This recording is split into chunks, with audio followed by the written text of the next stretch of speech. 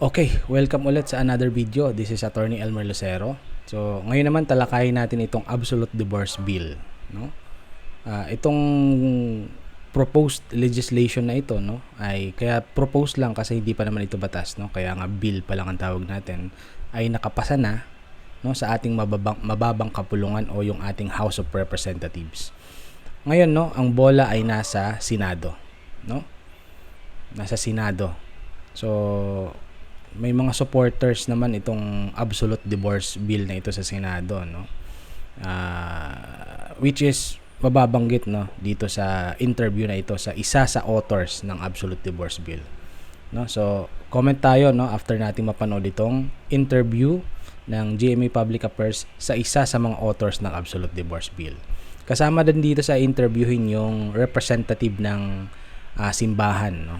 So, tingnan natin kung ano yung prinsipyo, no, na pinaglalaban ng each side, no, sa batas na sa panukalang batas na ito. Okay? O, simulan natin.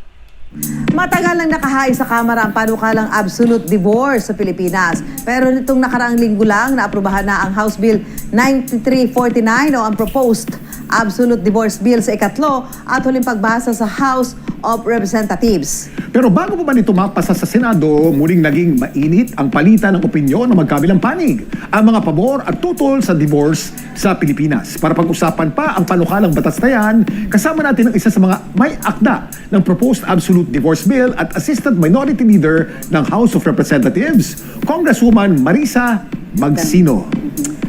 Ma'am, Congressman, welcome po. Hello. Sa Dapat Alam Mo. Hello, Kim. Kamusta? Susan, hello. Welcome po sa Dapat Alam Mo. At kasama rin natin para sa panig ng Simbahang Katolika live via Zoom si Father Arvin Ray Jimenez, Parochial Vicar ng San Isidro Labrador Parish, Malhacan. Welcome po sa Dapat Alam Mo, Father Arvin. Yes, magandang gabi po sa inyong lahat. Enriquez, Kuya Kim, at sa Dapat Alam Mo. Yan. Maraming salamat, Father. Unahin natin tanungin si Rep. Magsino para lang mas maunawaan ng mga manonood. Briefly, Ma'am Congressman, ano po bang highlight itong Absolute Divorce Bill?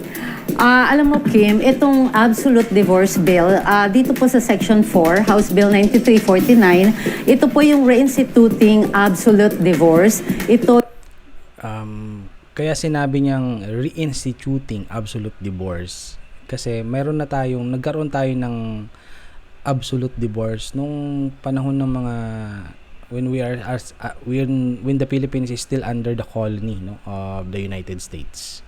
So meron tayong absolute divorce before, no, when we were a colony, no,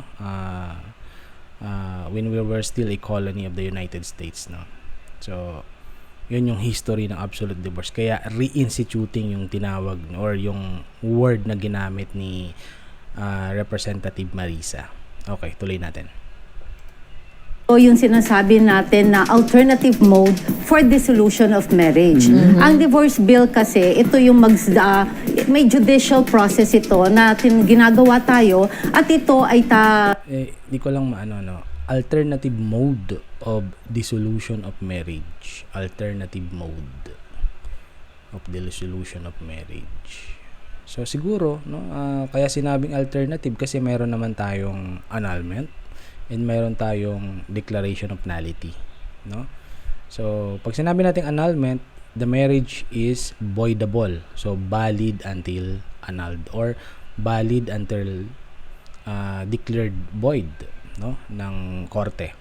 Tapos meron naman tayong void marriages, no, which is void from the very start, no, or from the very beginning.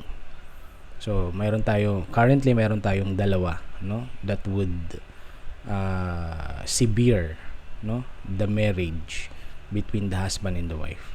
Okay? So dinadagdagan nila nitong pangatlo, yung absolute divorce bill, no?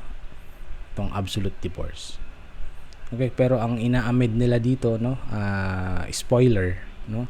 Ang ina-amend nila dito, so mawawala na tayo ng legal separation, no? So mawawala na yung legal separation kasi yung mga grounds for legal separation itrinanspose, no, dito sa absolute divorce bill, kumbaga kinopya, no? ng absolute divorce bill. So tinatanggal yung legal separation, pinapalitan ng absolute divorce, grounds for absolute divorce plus dalawa. So pag-usapan natin, no, tuloy natin itong video na ito. Mayroong mga provision na napaka-importante. Kagaya nung sinasabi natin na may masusing proseso, may judicial processes to. Hindi to basta-basta makukuha na lamang. At meron din tayo kasing provision na Okay, no? So isa sa hina-highlight nila dito, no, ito ay mayroong judicial process. No, kasi meron kasi sa Amerika na tinatawag na no fault divorce. No fault divorce. Ibig sabihin mag-agree lang yung husband and wife, no, that they are no longer want to be married to each other, no? Kaya nga no fault divorce. Mag-agree lang sila and then they can file a divorce. Okay? So sinasabi dito ni Representative Marisa, no, na hindi yan dito allowed, no, sa kanilang version ng divorce, ng absolute divorce na pinapanukala nila. Wala dito sa Pilipinas o wala sa provision ng absolute divorce bill ang no fault divorce. Okay, tuloy natin. kinakailangan, hindi pwede yung kagaya nung sa Las Vegas na quickie, na mga email, yung mga, yung madali ang gano'n, hindi po pwede yun. Napakaraming provision nito. Ano po ba yung absolute? Meron po bang partial divorce? Merong absolute divorce? Bakit? Ano po magkakaiba nun? Okay, ang pagkakaiba ng absolute divorce, pwede na kayong dissolve ang marriage. Dissolve. Pwede na kayong mag-asawang muli ang either spouse. Okay. Magiging single kayo pagka nagkaroon ng absolute divorce. Actually, no, hindi lang naman dahil sa absolute divorce, magiging single kayo. Or pwede na kayo uli mag-asawa. No? Kasi, if the annulment is granted, or the decree of nullity of marriage is released or ordered by the court, no? Kung mayroong decree of nullity or mayroong annulment, the same din naman yung result nun sa sinasabi ni Representative Marisa, no, na single ulit at pwede uli magpakasal. No, hindi naman distinct lang sa divorce yun. No? Magiging result din yun sa annulment at saka declaration of nullity. Okay, tuloy tayo. Dito sa Pilipinas kasi meron tayong annulment o relative divorce. Yun. Ano ba ang kaibahan nito doon sa inyo Okay, mali yun. Ang relative divorce na tinatawag natin ay hindi annulment or hindi yung declaration of nullity. No, hindi yun relative divorce. Ang relative divorce ay legal separation. So, mali lang si Susan, no, ng at kinokorek ko lang, no, kung ano yung sinabi ni Ma'am Susan. Okay? So, tuloy tayo.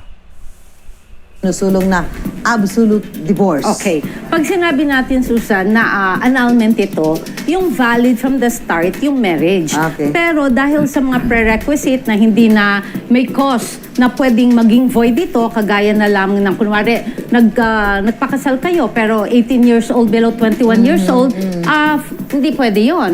Pagka na-discover nyo na 18 below 21, hindi pwede yun. Okay. Number 2, yung sinasabi natin na Yung ma-discover, hindi naman madi-discover yon, no? So basta if sa annulment class, no, this is one of the grounds of annulment, no? Kapag yung parties, no, either of the parties is 18 years old but below 21 years old, no, that is a ground for annulment, no? Kasi kailangan niya ng basically kailangan niya ng consent, no, below 21, kailangan niya ng parental consent before siya magpakasal, no? So ang sabi nga ng batas diyan, no, the party in whose behalf it is sought to have the marriage annulled was 18 years of age or over but below 21, and the marriage was solemnized without the consent of the parent, okay, or guardian or person having substitute parental authority over the party. In that order, unless after attaining the age of 21, such party freely cohabited with the other and both lived together as husband and wife. So may expiration. Oh? May expiration yung grounds with regards to age. So kung yung husband and wife, no, although either sa kanila ay 18 years old but below 21, and then hindi hindi nakakuha ng consent, no, ng parental consent, okay, that can be a ground for annulment. Pero once the party who is 18 years old but below 21 reaches the age of 21 years old, and then that party freely cohabited with his wife or with his husband, with her husband or with his wife, okay, nawawala na yung ground na yon. Okay, so mayroong prescription, kumbaga may limit lang kung kailan mo siya maipapile based on age. Okay, tuloy tayo. Merong fraud, merong force, merong intimidation or undue influence, hindi rin pwede yung magkakaroon ng void yung marriage na. Hindi void. No, voidable, no. Lilinawin lang natin, class, no. There are two types of marriages, no, na pwede mong mapawalang bisa. Meron tayong voidable marriage, which is a marriage is considered valid until annulled. And then meron tayong void marriages, which is marriages void from the very beginning, no. So yung nababanggit niya ay voidable marriages, hindi void marriages. Okay, tuloy tayo. Natin, psychological incapacitated. Sinasabi natin na bawal din to. Kailangan din to, magiging ground dito for annulment. At ang sinasabi rin natin kasi, dito kasi sa annulment, Dito sa sinasabi niyang psychological incapacity, no, na grounds for annulment. Okay? Ang isa sa important na dapat i-consider diyan ay that psychological problem or psychological incapacity must exist before pa the marriage celebration. So before marriage, meron na siya talagang psychological incapacity. Pero nag-manifest lang siya after the celebration of the marriage. So kailangan pa yung patunayan na psychological incapacity na yan before pa sila ikasal. Yun yung important matter to consider if you are going to file an annulment based on psychological incapacity. maraming, at ito pa pala, yung pwede kang matransmit sa iyong kapartner ng sexually transmitted disease. Okay, also that's correct. No, that's one of the ground of actually that's one of the ground of annulment. Pero it must exist before the marriage celebration. Dapat mayroon na siyang sexually transmitted disease, tapos before the marriage, tapos during the honeymoon time, na-transmitan niya yung kanyang asawa ng STD, no? Ng sexually transmissible disease.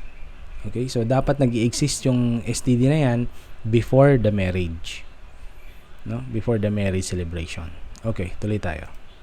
Yan yung mga grounds natin for annulment. Oo, Kuya Kim, ito, Congresswoman, tanungin natin si Father Arvin. Father, ayan, paano po maapektuhan ng divorce bill yung sakramento ng kasal?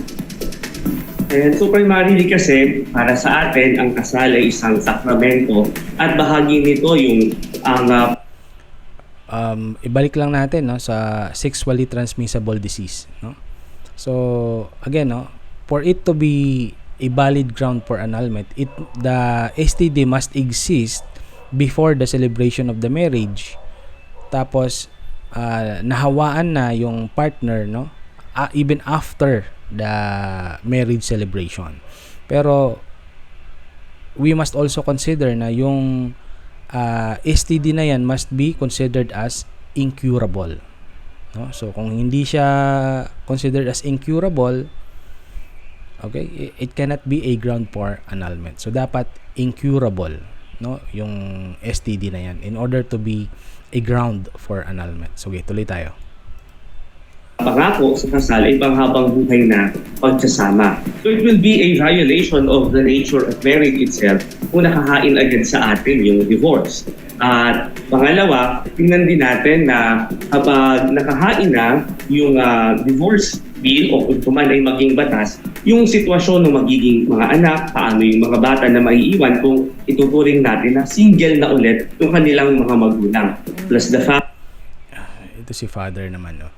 So, hindi lang naman yung divorce bill yung may effect, no? Kapag nag-grant yung divorce, single na yung mga magulang. Hindi naman, no? Ganun din naman sa annulment and sa declaration of nullity of marriage, no? Once that is granted, single na ulit, as if hindi na walang kasal. They single, definitely, no? Single. So, the same effect din naman sa annulment and sa declaration of nullity. So hindi lang siya specific, no, yung result na pagiging single once na naghiwalay sa divorce. Okay?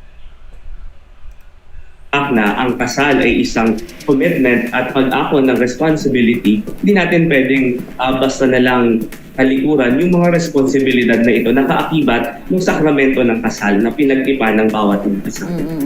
Okay, so tama din naman si Father dito, no, na marriage is sacred, no? Marriage is sacred. And also, no, under the Constitution, marriage is an inviolable social institution which the state must protect. No? So, inviolable. So, dapat hindi siya sinisira and dapat siyang protektahan ng ating Estado. No? Yan mismo yung nakalagay sa Constitution natin. Okay? Particularly, Article 15, Section 2, no, ng 1987 Constitution. Okay? Marriage shall be considered inviolable social institution and the state must protect it. Okay? And then, under the family code, marriage is a social institution, no, or a permanent union between a man and a woman. So, permanent union. So, sa Constitution nakalagay, hindi siya dapat sirain. Pagdating sa family code, permanent union pa. No? So, may basis naman yung sinasabi ng simbahan, no, na ito ay sagrado, no, yung marriage. Sige, tuloy natin. Father, ayon po kay Father Jerome Ceciliano, CBCP, hindi raw absolute divorce ang sagot sa mga abusive marriage. Pakipaliwanag po yan, Father. We acknowledge the fact na may mga bagay na sabihin natin hindi magandang nangyayari sa ilang mga mag-asawa. Pero kung titingnan natin, hindi naman talaga absolute divorce ang maaaring maging sagot ito. Halimbawa, na sabi ni Congresswoman kanina na ino-offer natin na alternative itong absolute divorce bill. Kasi meron naman na tayong mga existing na batas sa ating family code tungkol sa pagkasama ng mga mag-asawa.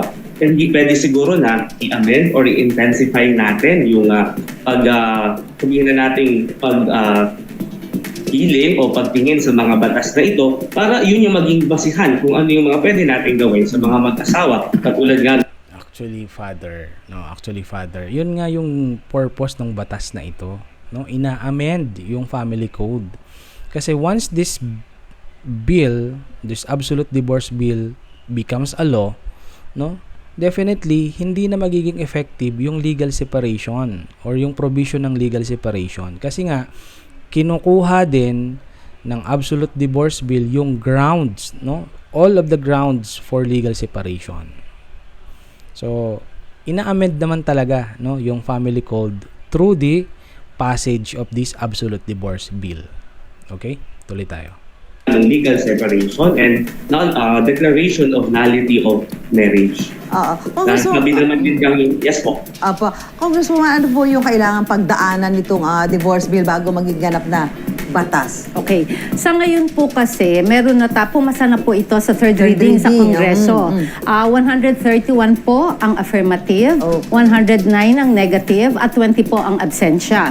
Ngayon po, ito ay nakapasa na rin po sa committee report, committee hearing sa Senado, pero naghihintay pa po ito ng second reading. So, it will take some time dahil po recess na po tayo ngayon sa Kamara at sa Senado. Kaya ano po ito, tsak po na aandar ito kasi ngayon po sa Senado po ang mga principal author po si Senator Riza, si Senator Amy Marcos, si Senator Robin Padilla, sino pa ba? Basta po mga 5 po ang nandoon po sa Senado na mga ano po nitong bill nating ito. Father, balikan lang kita. Kung hindi absolute divorce, ano po yung may papayo o mabibigay na simbahan sa mga mag-asawang nagpaplano ng maghiwala, yung talagang gusto nila tapusin yung kanilang pagsasama? Ano ho ang ano ng simbahan dito? Okay, no? So, given the fact naman, no, na nangyayari naman talaga ito sa mga mag-asawa, yung naghihiwalay naman talaga, no? So, ang purpose ng absolute divorce bill, no, na ito ay para mapadali, no, yung paghihiwalay ng mag-asawa na talagang hindi na pwedeng magsama, hindi na pwedeng magkaayos. Especially doon sa mga babae na nasa isang abusive, no, na relationship or marriage. No? Alam mo, mag-stay yung babae, no? Kawawa naman. So, dapat i-address din natin yung mga marriages, no, na abusive marriages na ayaw, hindi na talaga yan magkakaayos. Kahit anong gawin ng simbahan. No? Kahit anong gawin ng dalawa, hindi na talaga magkakaayos. So, tinutulungan yung mga ganyang kaso ng absolute divorce bill. Isa pa, no? Yung mga mag-asawang mayroon ng kanya-kanyang pamilya, no? Si wife, mayroon ng partner, mayroon na ring mga anak doon sa kanyang partner. Si husband, mayroon ng partner, mayroon na ring mga anak sa kanyang partner. So, hindi na pwedeng magsama yan. Kahit paano ang gawin natin, hindi na sila pwedeng magsama. So, hindi naman pasok, no, doon sa grounds for annulment yung kanilang mga kaso, no, yung kanilang mga sitwasyon. So, doon papasok itong absolute divorce bill na ito. Okay? Tuloy natin. Una, tingnan muna natin yung sitwasyon ng bawat mag-asawa na hindi agad divorce o paghihiwalay ang pwedeng maging solusyon sa mga problema na kinakaharap nila. Sa simbahan, meron tayong mga marriage encounter na ginagawa, marriage counseling, na titingnan natin yung mga possibilities sa paano pa ba maisasave yung marriage. At dapat din makita natin na yung government, instead na i-offer agad itong divorce bill, bakit hindi natin i-intensify yung mga tulong na pwede natin gawin para ma-strengthen yung marriage bond ng mga mag-asawa, ma-intensify yung magkasama at pagbuo, no, sa bawat pamilyang Pilipino. Congressman Magsino, paano po matutulungan ng bill na ito ang mga mag-asawang nagkakalabuan na? Yung Yes. talagang parang wala ng pag-asa. Wala nang pag-asa. Unang-una, ang divorce bill na ito ay sinasabi natin ito ang sagot sa mga pamilya o sa mag-asawa na talagang irreparable na. Hindi na po talaga So, yan, no? Note, irreparable. Irreparable. No? Ibahin lang natin ng konti. So, hindi na talaga maayos. Wala nang porsyento or 1%. No? Wala nang, kahit 1% hindi na talaga maayos. So, ano yung pwedeng gawin ng mag-asawa na nasa ganong sitwasyon na hindi nga sila pasok doon sa annulment or sa declaration of nullity? Diba? So, pwede lang sila mag-file legal separation. Pero, hindi pa rin nasisevere yung kanilang marriage. Pasok lang sila dun sa legal separation. Pero, both of them, no, na may kanya-kanya ng pamilya, hindi sila pwedeng magpakasal, no, sa kanilang mga partner. Kasi, valid pa or in effect pa yung kanilang kasal. No? Yun yung ina-address ng absolute divorce bill na ito. Okay, tuloy natin. magkasundo at napaka-imposible na po na magsamang muli. Ito pong divorce bill, ang sagot po sa mga babae na sadlak sa pagdurusa, sa abusive na relasyon, at ganun din po sa wasak na rin ang kanilang pagkatao. Dahil ito po yung sinasabi nating bakit kinakailangan na ang mga mag-asawa o ang pamilya ay maka-experience at na-i-expose sa mga bata sa ganitong napaka-destructive na harmony sa loob ng bahay. Ito po ay kasama po ang legal separation, ang annulment, pinagsama-sama po sa divorce bill. Kumbaga, in-expand lang po to make it more expeditious, more reasonable, at inexpensive po. Okay, no? So, isa rin sa ina-address ng divorce bill, no? Sa sinasabi, no, na para mas mabilis, no, at mas mura, no? Inexpensive, expeditious and inexpensive yung paghihiwalay ng mag-asawa. Kasi currently, no, sa ating family code, no, ang paghihiwalay ng mag-asawa through annulment or declaration of nullity ay napakamahal, no? Sa practice, no, being a lawyer, ang minimum na bayad para makapagpa-annul ka ay nasa 100,000 pesos. So napakamahal niya, no, sa mga regular na mag-asawa, sa mga normal na mag-asawa.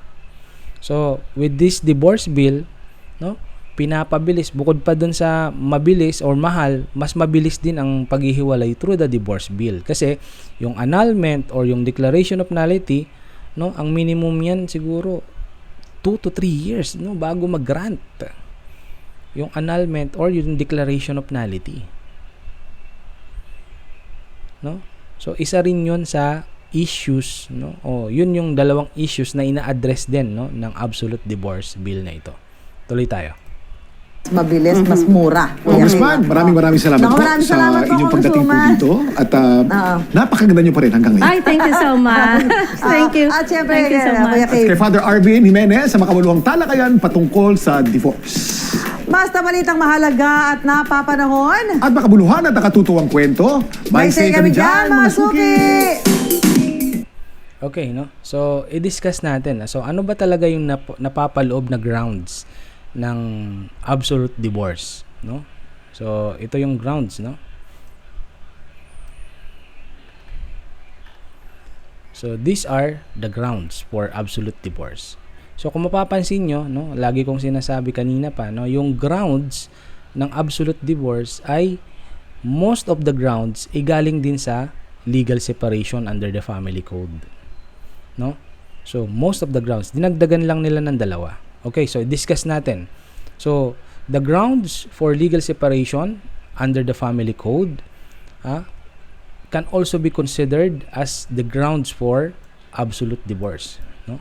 As the grounds for absolute divorce. So, ano yung mga grounds ng absolute divorce which is also similar, no? Similar grounds under the family code, no, for legal separation. So we have physical violence or grossly abusive conduct directed against the petitioner, a common child, or a child of the petitioner.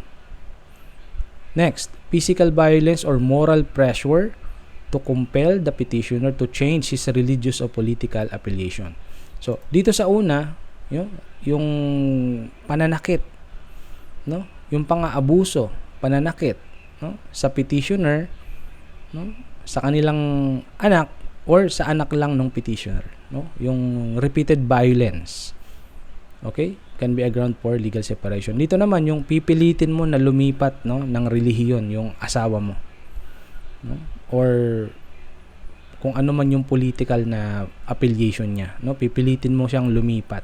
So that can be a ground for legal separation. Another, attempt of the respondent to corrupt or induce the petitioner or a common child or a child of the petitioner to engage in prostitution, no? So, yung guilty spouse, okay, kinorrupt or in-induce yung anak, yung petitioner mismo, yung kanyang anak or yung anak lang ng petitioner to engage into prostitution, no? That can be a ground for legal separation. And then, final judgment sentencing the respondent to imprisonment of more than 6 years. So kung na-convict, no, for a crime, tapos yung penalty niya ay more than 6 years of imprisonment, no, that can also be a ground for legal separation. Tapos drug addiction, habitual alcoholism or chronic gambling, no, can be a ground for legal separation. Homosexuality can be a ground for legal separation, or lesbianism can be a ground for legal separation also. And then contracting by the respondent of subsequent bigamous marriage, so nagpakasal, no, ng pangalawang beses yung guilty spouse. So the innocent spouse can file has a cause of action to file legal separation. And then marital infidelity or perversion, or having a child with another person other than the one's spouse during the marriage. So marital infidelity or yung pangangaliwa, no, or yung pagkakaroon ng anak, no, sa ibang babae or sa ibang lalaki, no, can be a ground for legal separation. And then attempt by the respondent against the life of the petitioner, no, yung tangkang pagpatay, no, sa petitioner or sa innocent spouse, no, sa common child nila or sa child lang ng petitioner. And then we have abandonment of petitioner by respondent without justifiable reason for more than 1 year. So halimbawa nito, nagpakasal sila ng January, and then pumasok ng trabaho si lalaki. Pagkatapos hindi na umuwi, ni hi ni ho, wala, for more than 1 year, no, hindi na inuwian, hindi na rin alam kung nasaan, no? Hindi na alam kung nasaan siya. So that's abandonment by the respondent or by the guilty spouse. So yung innocent spouse has the cause of action to file a petition for legal separation, an action for legal separation. So itong mga grounds na to ng legal separation, as mentioned, it can also be used, no, as a ground for absolute divorce under the proposed absolute divorce bill. Okay? So dahil nga ginagamit ng absolute divorce bill yung grounds for legal separation, so basically ina-amend ng absolute divorce bill yung family code on legal separation. Okay? So the following grounds for annulment under the family code are also grounds for absolute divorce.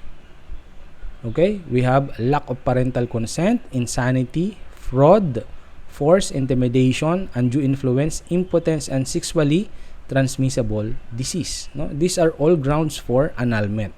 So pinagsama ni absolute divorce yung grounds for legal separation and grounds for annulment. And then we also have the bill provides that a valid foreign divorce secured by either the foreign or Filipino spouse has the effect of a divorce in the country without going through the judicial process.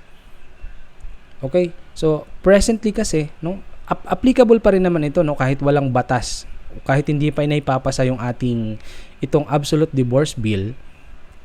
Okay? So applicable pa rin naman ito sa ating current, no, na sistema. Kasi meron tayong judicial determination or kumbaga ang tawag natin ay judicial acknowledgement of foreign decree o divorce foreign decree. Okay? So, mayroon din, no? Kumbaga, pwede ka mag-file sa court, no, ng petition for the court to acknowledge yung judicial decree secured by either the Filipino or foreign spouse. For example, so si Pilipina nakapag-asawa ng Amerikano. And then si Amerikano nakasecure ng nakasecure ng divorce sa Amerika. Okay? Dahil nakapag-secure ng divorce si American husband, Okay? Pwede ring gamitin ni wife yon yung divorce decree na yon ng kanyang husband para kilalanin yung divorce decree na yon dito sa Pilipinas at para magkaroon din ng at para si Pilipina ay makapag-asawa. So, yun. Declaration, recognition, no? Petition for recognition of divorce decree secured abroad. Judicial determination or judicial recognition of divorce decree abroad. So, pwede yun, no?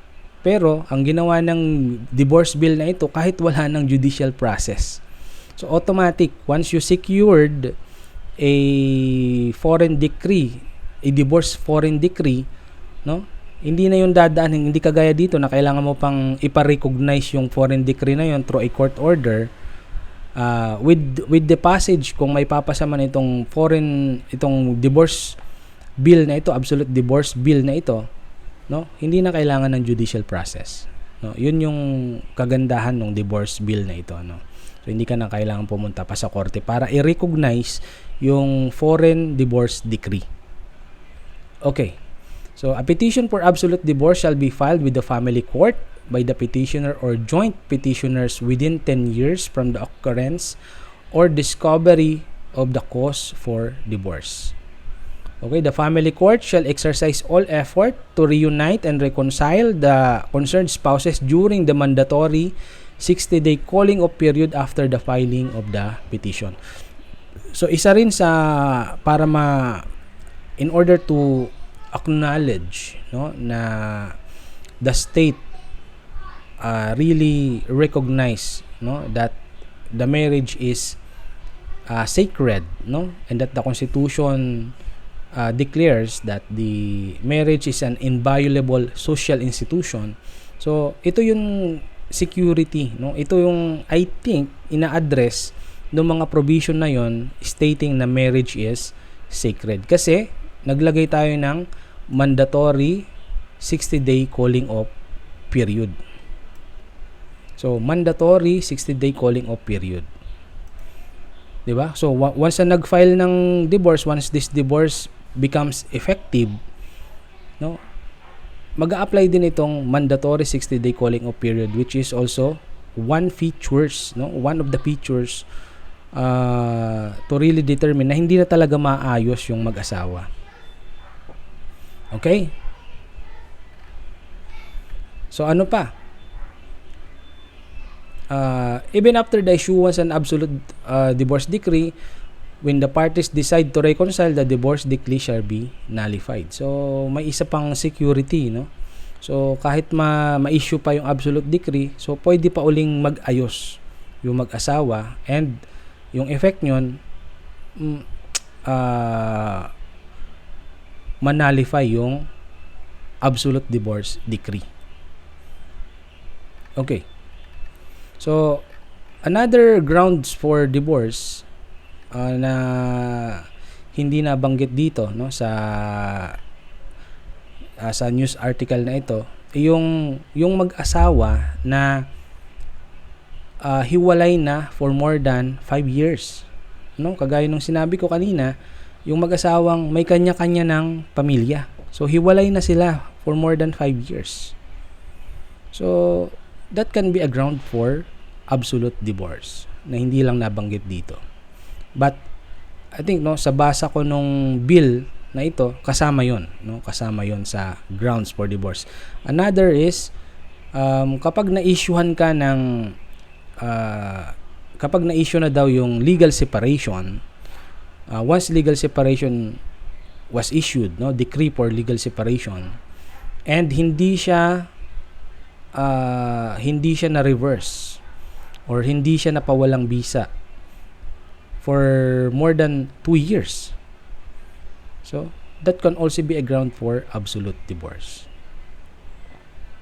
So again, no, so mayroong additional na grounds for divorce, no, na yung hindi na talaga nagsasama ng for more than 5 years, at saka yung na-decree, no, nag-decide yung court ng nag-grant yung legal separation order, tapos hindi na-revoke yung legal separation order na yan for 2 years, that can also be a ground for divorce. No? So, yan yung pagkakaiba ng divorce, no? Yung divorce sa